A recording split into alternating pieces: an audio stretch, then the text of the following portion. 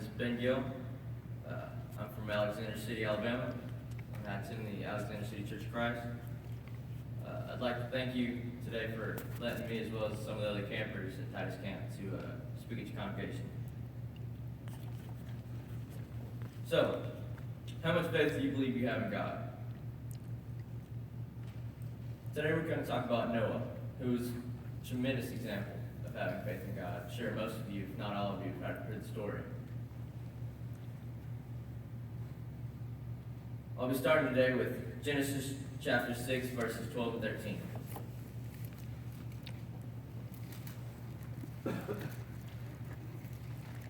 When God saw that everyone on earth did only evil, he said to Noah, "Because people have made the earth full of violence, I will destroy all of them from the earth." After that, God went on to tell Noah about the enormous boat that would be obviously extremely difficult to build, and told him why he had to build it and all those sorts of things. And I'm sure most people nowadays would have argued or even just said no. But does anyone know what Noah said? He said, okay. He said, I'll do it. He didn't argue. He didn't give up halfway through because it was too hard. He didn't even know what was going on. He didn't understand. But he had faith in our God. Can you honestly tell me that you would have that kind of faith in our God? Never mind anyone's physical condition. Would you have that kind of faith? Because that is the kind of faith we need to make it into our heavenly home with our Father above. Genesis chapter 6, verse 8 says, "But Noah pleased the Lord." Do you think that you please the Lord? Now, no one is perfect, but that's exactly what we need to strive to be. So think for a second. What can you do that would please the Lord? A couple weeks back, me and a friend went wade fishing in a river. If you don't know what wade fishing is, it's where you go stand out in the water and fish. So we're just below chest deep in the water, just casting and getting stuck, not really catching much. But about 30 feet upstream, there's this green Dodge that's sitting on a gravel, like a gravel bar. They're playing their music, eating some food, just kind of having a good time.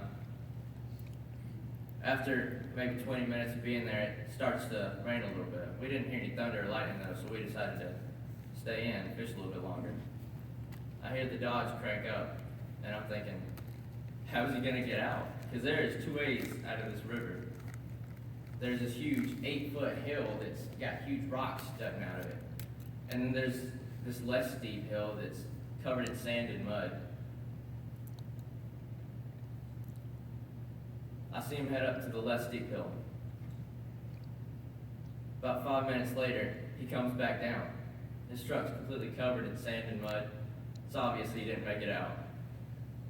He lines up to the steeper hill with all the rocks jutting out and hits the gas, but he doesn't even get halfway up. Slides back down. It's raining really hard now. He backs up and accidentally backs too far. Backs off the rocks and into the sand. He doesn't realize it because they're about the same width, like the same depth under the water. He slams on the gas and doesn't get anywhere. He just sinks. I'm a little bit annoyed at this point, having to stop my fishing to go and help this guy, but I knew it was right. So I went up and asked him.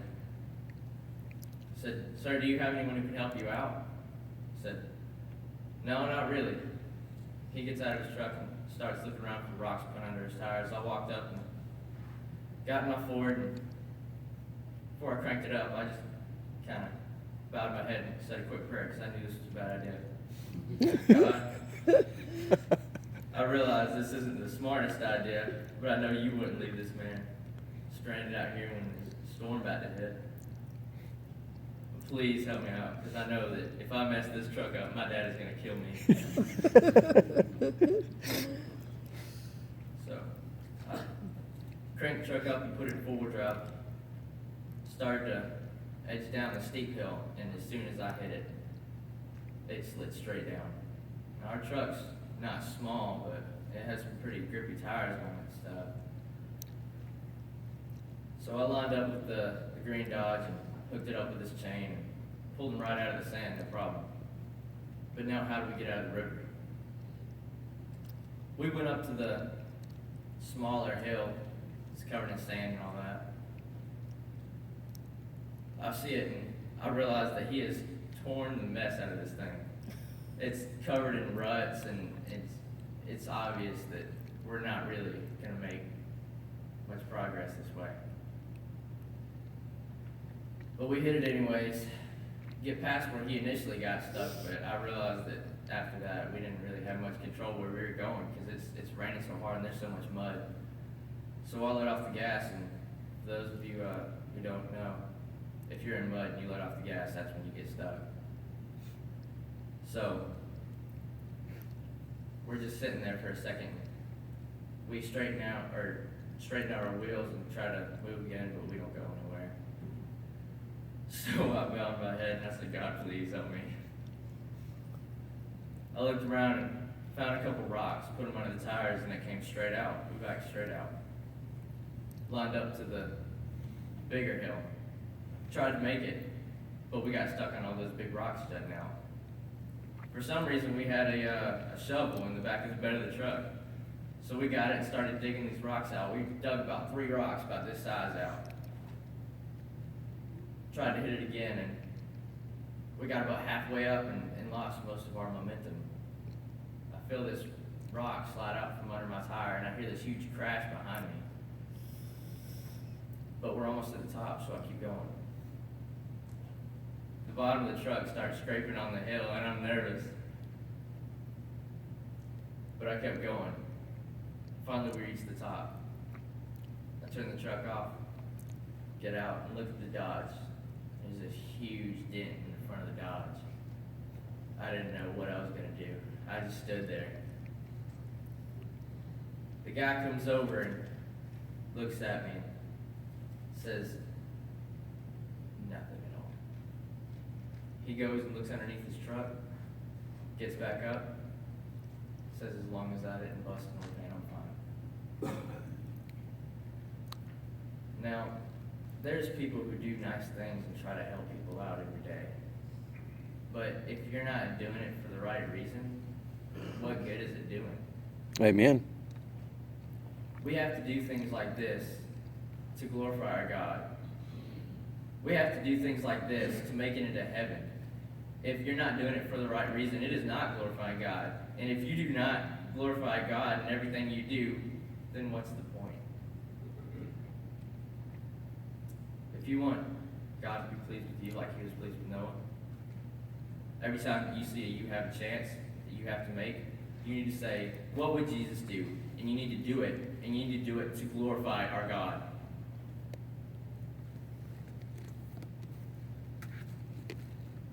One time there was a flood. It was pretty bad. Everyone was getting evacuated by busloads. Well, there was an old man who didn't want to leave. He said, I grew up in this house and I have faith in my God to save me. So he stayed. Just before the water reached his house, a man comes and knocks on his door and says, Sir, I saw your light on. I missed the last bus and I'm here to save you. The old man said, No, I grew up in this house and I have faith in my God to save me. So he leaves. The water rises. It's in the man's floors. He climbs to his roof and a boat comes by, says, Sir, we're here to save you, jump on. The man says, No. I grew up in this house and I have faith in my God to save me. So the boat leaves. The water rises more and he climbs to the top of his chimney. Helicopter comes by, says, Sir, we're here to save you, jump on. He says, No. I grew up in this house and I have faith in my God to save me. Helicopter leaves. The waters continue to rise and the old man passes away. The man gets to heaven with a puzzled look on his face. He asks God, What happened? You were supposed to save me. God looks at him and says, What do you mean? I sent a man, a boat, and a helicopter to save you. Matthew 7:7 says, ask and it shall be given to you. Sometimes it may not be exactly what you're expecting, and sometimes you may have to work for it. But you can't just say, I want to be the richest man in the world by the end of this week, and obviously there's some kind of reason to it, but you can't just give up and say God's not real, because I'm still in the same financial position I was last Sunday. There's something wrong about that. But there's people like that out there. They just don't want to believe. They'll make up any excuse. If you know it would please God, if you help those people out, there's so many amazing things that we can do with God's help. Philippians 4:13, I can do all things through Christ who strengthens me. So the next time you say, I can't help them because they don't want to be helped, think of that. If you don't believe that you can help them, how can you?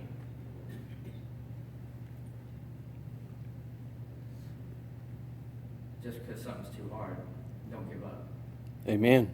Have faith. There's always something more we can do to please our Lord. That's what I want you to think about today as we leave. Amen. Amen. Amen.